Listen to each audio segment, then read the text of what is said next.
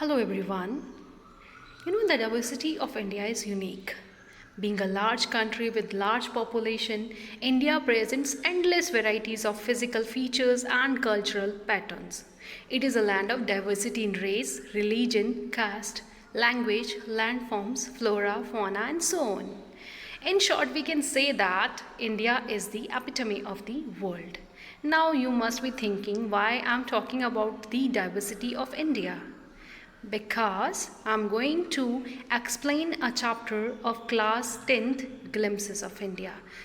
Title of the chapter is Glimpses of India. So we are going to have the glimpses of India, or you can say we are going to see the glimpses of the epitome of the world. So let's start with the chapter.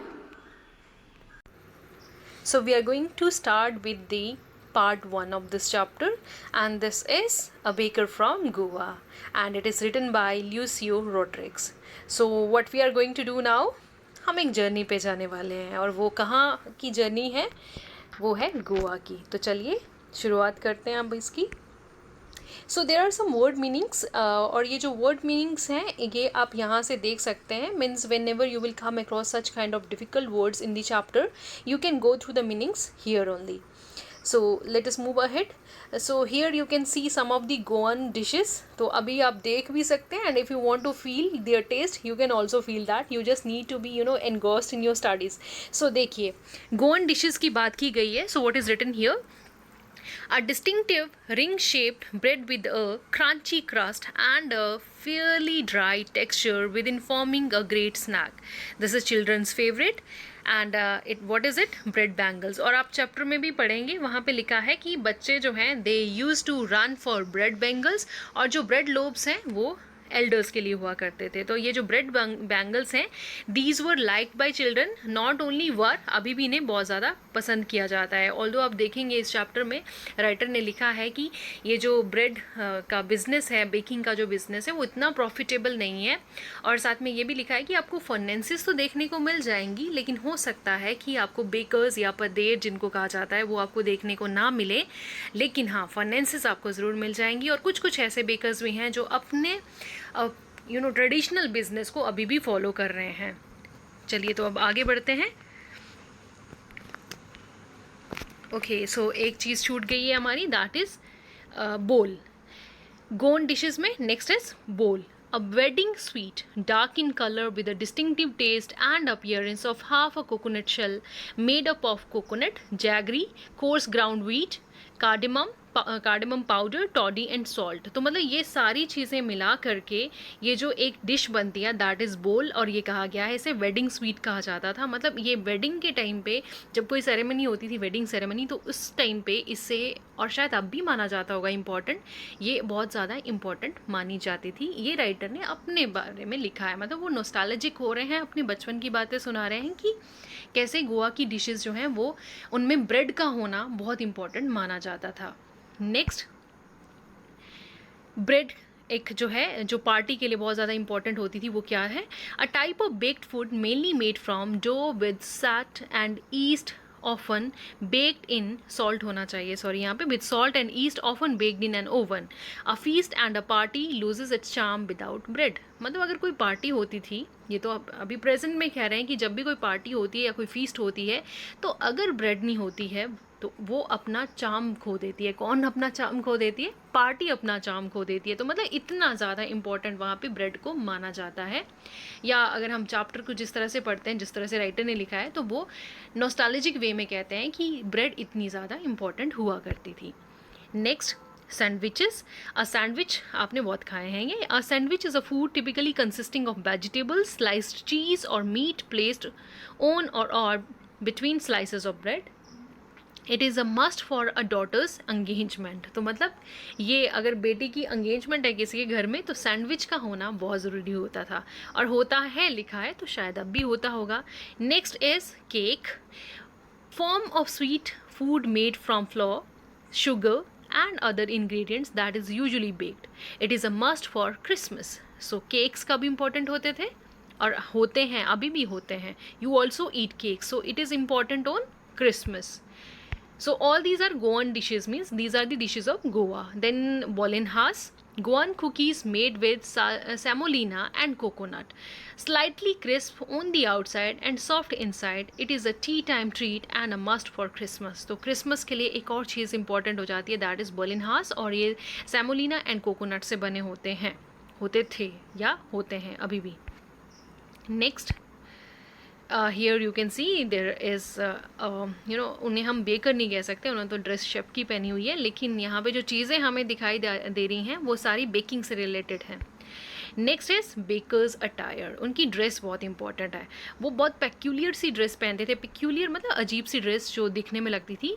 कबाई, a peculiar dress which was a single piece long frock reaching down on to the knees.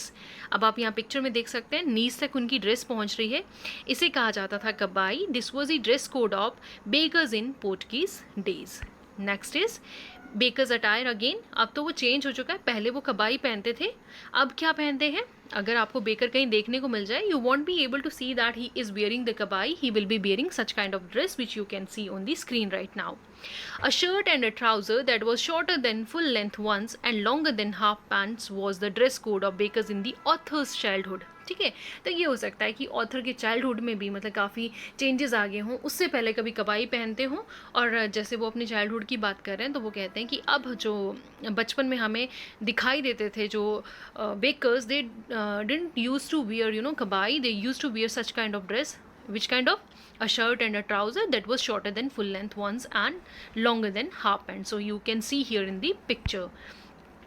Next, अब baker के account को कहाँ लिखना है कि कितना पैसा हुआ, कि कितना, मतलब रोज़ के पैसे तो नहीं दिए जाते थे. एक अकाउंट बनता था कि आज इतनी ब्रेड्स आई और पिछले कल इतनी आई थी. इस तरह से पूरा अकाउंट बना के रखा जाता था. So it was written on wall. You must have seen in your houses also. I have also seen during my childhood that some of the things, some of the accounts, they were written on the walls also. So written with pencil ताकि race भी किया जा सके. and bills collected at the end of the month. और bill को collect किया जाता था मंथ के एंड पे. मतलब बेकर अपना सारा पैसा मंथ के एंड पे ले जाते थे. So here you can see these are the pictures. ये तो बेकिंग वाली चीज़ दिखाई दे रही है, but these are not the पदेर्स जो कि गोवा में आपको देखने को मिलेंगे. They are baking, they are making the dough, they are trying to make कुछ भी डिशेस वो शायद बना रहे हैं यहाँ पे, but they are not wearing the same dresses as the pader used to wear. पदेर कहा जाता था बेकर को गोवा में. तो ये सिर्फ एक आपके लिए फ़ोटो है ये दिखाने के लिए कि बेकिंग किस तरह से की जाती है और किस तरह से डिशेस तैयार होती हैं.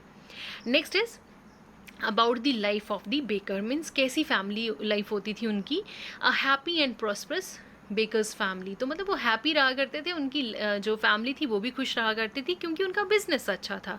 There plump physique is an open testimony to their happy and prosperous life as baking was a profitable profession. It was at that time, it was. And in this chapter the writer has said that he talks about those days also when Portuguese were here. है ना, ये class में भी हमने discuss किया है कि before India का, जब इंडिया का पार्ट बनने से पहले पोर्टुगीज़ का अधिकार था इनके ऊपर, गोवा के ऊपर. सो ही इज़ सेइंग दैट कि इनका जो प्लम फिजिक था, प्लम मतलब फ़ोटो में दिख रहा है मोटू मोटू से, तो मतलब जब ये मोटू मोटू से दिख रहे हैं तो इसका मतलब इनके पास कोई खाने की कमी नहीं है, मतलब प्रॉस्परस हैं.